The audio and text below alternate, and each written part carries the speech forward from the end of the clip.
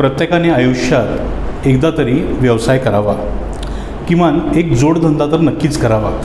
आपल्या मागच्या भागात ज्यांना व्यवसाय करता येत नाही आहे किंवा जोडधंदा कुठला करावा हे कळत नाही आहे, मी त्यांच्यासाठी डायरेक्ट सेल्स मार्केटिंग हा एक उत्तम पर्याय आहे असं सुचवलं होतं। जोडधंदा म्हणजे नक्की काय असतं आणि तो कसा करावा हेच आपण या आजच्या भागात बघणार आहोत। मी आहे राहुल नाईक आणि तुम्ही पाहताय उद्योग मराठी माणसाचा।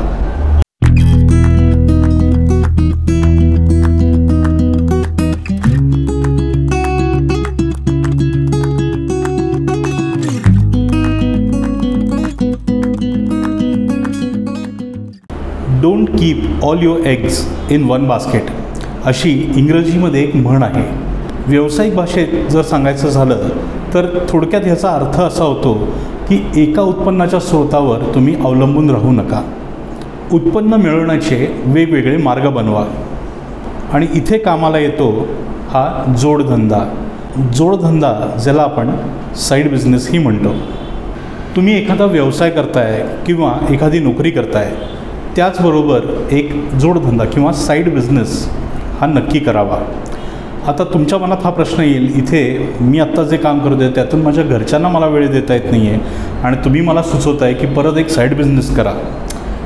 साईड बिझनेस करण्याचे मित्रांनो दोन फायदे आहेत। एक म्हणजे एक तर तुम्ही एक साईड बिझनेस सुरू करताय जो समजा उद्या जाऊन मोठा झाला तर हे कोणाला नको आहे, नाही का?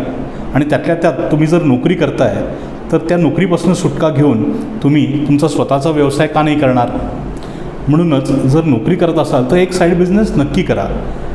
भलेही मग ते तुम्ही आपल्या आईवडिलांच्या मदतीने करा किंवा बायकोच्या मदतीने करा किंवा तुम्ही एक स्त्री असाल तर तुमच्या नवऱ्याच्या मदतीने करा, पण एक साईड बिझनेस नक्की करा। आणि आत्ताचं तसं एक वातावरण पाहिलं ना मित्र, तर साईड बिझनेस मी तर म्हणेन की एक गरजेची गोष्ट झालेली आहे।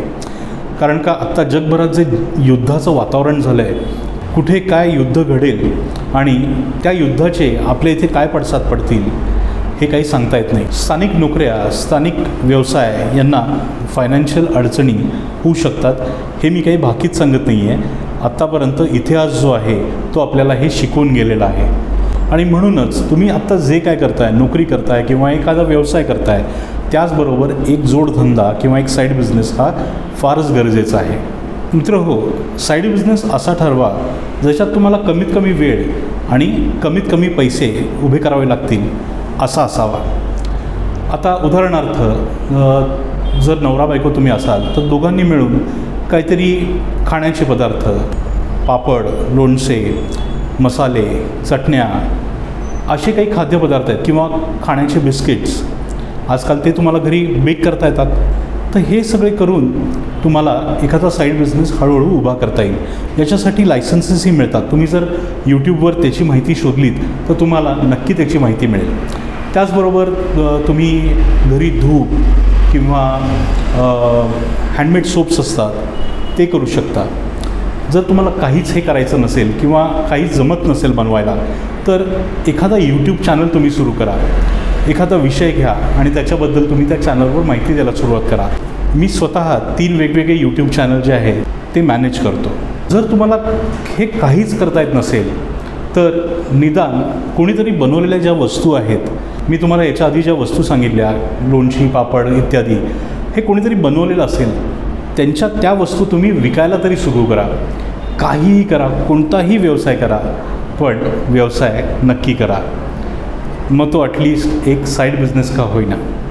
चला, मी आशा करतो की हा भाग तुम्हाला आवडला असेल तर आपल्या मित्रपरिवाराबरोबर शेअर करा।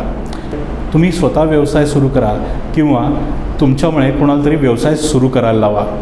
हा चॅनल मी सुरू केल्याचा मला एक आनंद मिळेल। चला, भेटूया एका अशाच नवीन भागात एक नवीन विषय घेऊन। तोपर्यंत नमस्कार।